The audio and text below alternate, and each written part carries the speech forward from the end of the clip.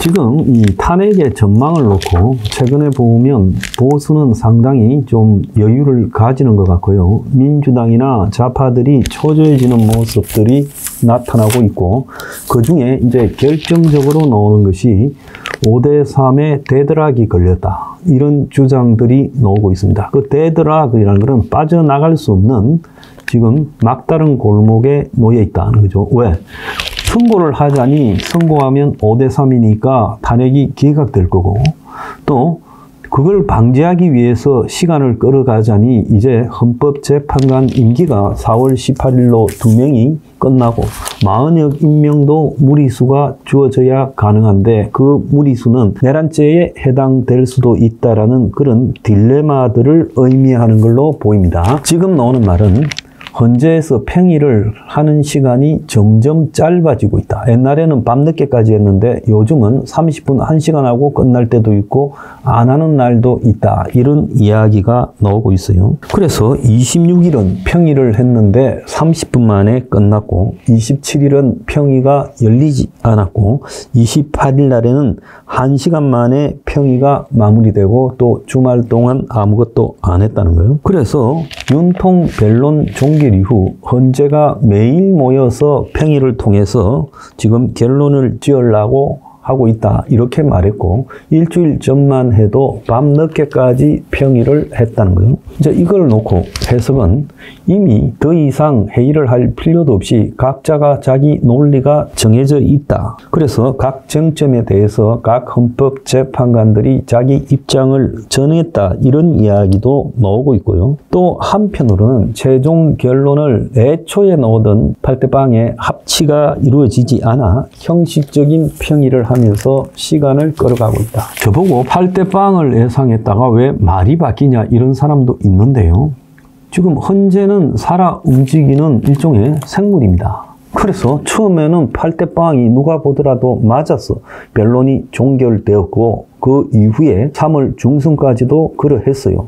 근데 그 이후에 이제 반대 의견을 가진 사람이 구체적으로 입장을 표명하면서, 제가 그랬잖아요. 2명은 반대가 확실하고, 그리고 2명은 0.5, 0.5일 거다. 제가 금요일 날 그렇게 말을 했죠. 근데 여기서 또 1명이 왔다 갔다 하고 있다라는 이야기도 들린다. 그래서 매일매일 비관적이고 낙관적인 내용들이 이렇게 나오고 있어요. 그런데 왜 야당이 더 초조하고, 이재명이가 요즘 표정 보니까 뭐 씹은 상을 하고 있던데 왜 그러냐?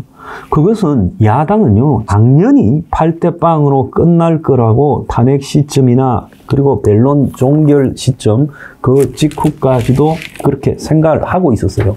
그러다가 이게 갑자기 3월 중순을 넘기면서 사태가 이상하게 돌아가니까 이 부분에 대해서 신경을 쓰는 거고, 여권 쪽에서는 가능성이 없다고 다 손 놓고 자빠졌다가 갑자기 이제 가능성이 좀 생기니까, 여권의 지금 조사에 따르면 보수의 83%가 탄핵이 기각될 거라고 생각하고 있다는 거예요. 저는 이것도 바람직하지 못하다고 생각합니다. 상황이 바뀐 거는 맞지만은 이 바뀐 상황에서 그것이 곧바로 탄핵에 대해서 기각 판결로 연결되지 않을 수도 있다. 그래서 굉장히 조심하고요. 솔직히 말하면 비관적이라고 설정해놓고 최선을 다해야 된다. 그래서 제가 집회에 최선을 다하자고 독려하고, 앵그리 블루의 집회도 많이 나와달라, 광화문에도 많이 나가야 된다, 이렇게 말을 하는 거예요. 지금 여기서 먼저 힘이 빠져버리는 쪽이 지는 겁니다. 헌법재판관도요, 확실하게 콘크리트처럼 굳혀놓은 게 아니라 또 다른 어떤 변수가 생기면 그들도 변할 수 있다. 지금 물밑에서요, 쌍방이 헌법재판관 주변에 빨대를 꼽아가지고 얼마나 압박, 해유, 선동을 하고 있겠습니까? 그건 분명한 사실일 거라고 우리가 생각해야지, 눈에 보이는 게 다가 아니다. 그렇다면 우리가 마지막 이 탄핵 선고가 내려져서 발표가 나올 때까지 지고 있다, 탄핵이 인용될 가능성이 높다라고 생각하고 힘을 다해야지. 보수도요, 지금 집회 숫자가 줄어들고 있어요. 탄핵 직후에는요, 12월 14일에는 거리에 나온 사람이 25만 명쯤 되는데 1, 2월 달에는 좌우 합쳐서 10만 명 안팎이 나왔고, 보수는 3.1절 때 12만 명이 결집해서 압도적으로 3만 명이 모인 좌파에 비해서 우위를 점했어요.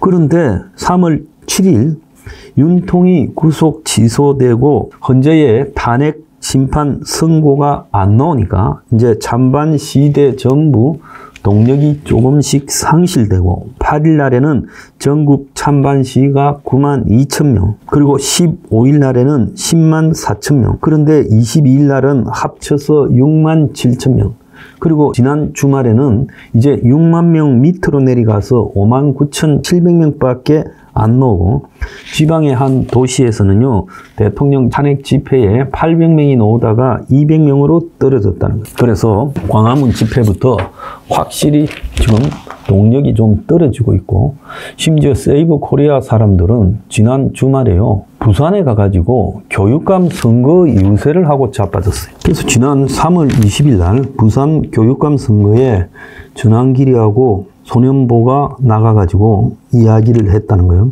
이것은요, 탄핵 반대가 아니라 이제 정당 조직 활동을 하고 있다라고 봐야 되고요. 이렇게 가는 것은 본질을 갖다가 저는 왜곡시키는 부분이다. 탄핵 반대에 순수하게 동참해서 끝까지 탄핵 반대 운동에 집중해야 된다. 그리고 요즘요, 세이브 코리아가 대형 집회를 어느 시점부터 안 하고 있어요.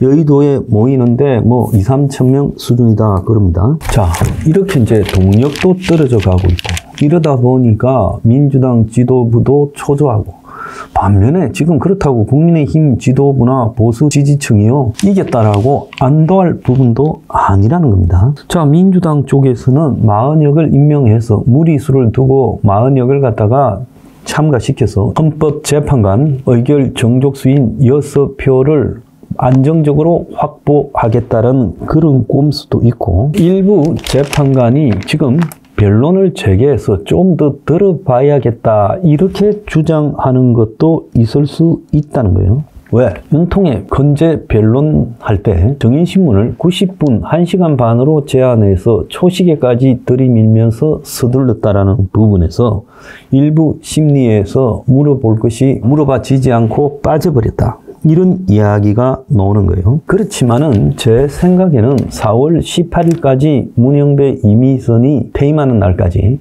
헌재가 선고를 미루지는 않을 거다. 이번 주 안에 선고되거나 늦어도 여전히 내주에 선고될 확률이 있다. 그래서 이번 주 금요일인 4월 4일이나 최악의 경우 4월 10일 날 선고가 될 수 있다는 거예요. 자, 일각에서 지금 5대3이라는 이야기가 나오고 있습니다. 자, 그거는요, SBS가요, 3월 27일 날 방송을 했는데 5대3 배들하게 걸린 헌재, 세 가지 경우의 수, 이렇게 이제 방송이 되고, 그러면서 그 방송이 민주당 내부나 좌파 진영 내부에 또 국민의힘이나 보수 진영 내부에서 굉장히 크게 확산되고 있어요. 8대 빵이 확실하다 그러다가 이것이 이제 5대3이다 이렇게 이제 해서 헌재가 지금 기각될까봐 선고를 못하고 있다. 그런데 지금 헌법재판관이 진짜 무슨 생각을 하고 있는지는 말할 수 있는 사람이 없다.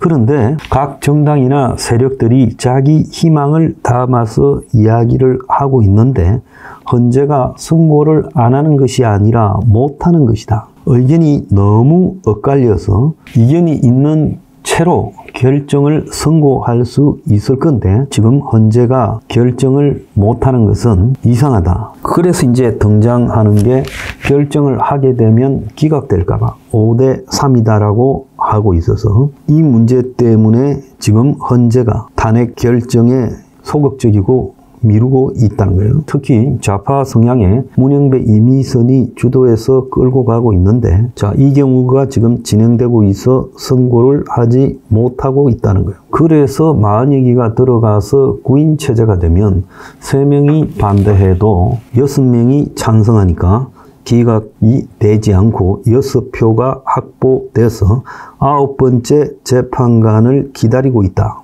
이런 소리가 나오고 있습니다. 그래서 지금 5대3이라서 헌재 기능 마비가 되었다. 헌재가 기능 부전 상태에 빠졌고 9번째 재판관을 기다리고 있다. 이렇게 말을 하고 있어요. 그래서 이러지도 저러지도 못하고 교착 상태, 데드락에 빠져 있다. 그래서 이제 세 가지 경우의 수가 나오는데 4월 18일 두 재판관의 퇴임 날까지 5대3을 해소하지 못하면 4월 18일 전에 결국 5대3으로 때리고 끝난다. 또 헌법재판관들이 4월 18일까지 대치 상황을 해소하지 못해서 문영배나 이미선이 선고를 하지 않은 채 나가버린다. 그러면 이제 헌법재판관 2명을 임명하는 부분에서 한덕수 총리가 대통령 자리 2명을 직대로서 임명하는데 이제 이 부분에 대해서는 대통령 직대가 대통령을 대신해서 헌법재판관 2명을 임명할 수 있는가 이런 부분에 또 논란이 될 수 있다는 거죠.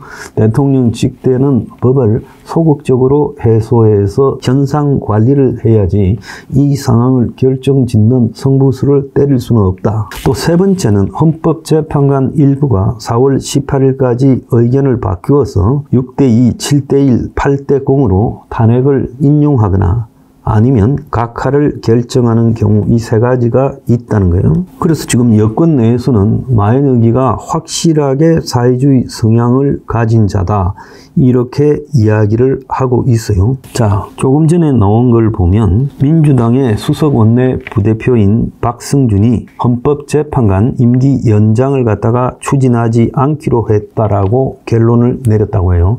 자기들이 봐도 이것은 내란죄로 걸릴 수 있으니까 그렇게 하는 것 같아요. 자, 내일 한덕수 총리가 국무회의를 갖다가 소집했는데 마은혁이하고 상법 문제는 최근에 이복현 건강원장이 좌파에 동의해서 밀어붙이고 있는데 이 두 가지를 다 결정하지 않을 거다. 이렇게 예측이 되고 있습니다. 그리고 지금 논란이 되고 있는 지라시들에는 김형두 헌법재판관이 인용에 선 부분이 대부분 소설이고 근거가 없다 이런 이야기가 나와요. 김형두 재판관이 지금 자녀 문제나 또 재산 형성에 민주당이 허위 의혹을 제기하고 그래서 민주당에 대해서 굉장히 분위기가 좋지 않다 이런 생각을 가지고 있다 이런 이야기도 나오고 있고요. 그래서 민주당이 지금 정상이 아니니까 헌재 재판관을 법률로 임기 연장을 하겠다. 즉 헌법을 결정하는 사람을 법률로 임기 연장을 하겠다고 했다가 지금 그걸 갖다가 취소하는 행동까지 보이고 있습니다. 최근에 윤상현 의원은 빨리 선고해라 이렇게 하고 있는데 결국은 이것이 분위기가 좋아서 이렇게 말한다 이렇게 보고 있는 것 같아요.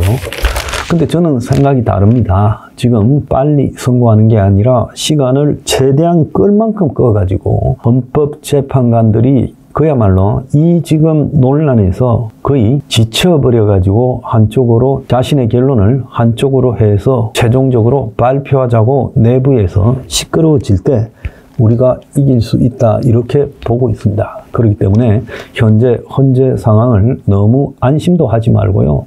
또 낙관도 하지 말고 약간은 비관적으로 바라보면서 희망을 찾기 위해 계속 노력해야 된다. 집회에도 더 나가야 돼요. 내가 집회에 자꾸 나가라고 한 게 지금 뭡니까?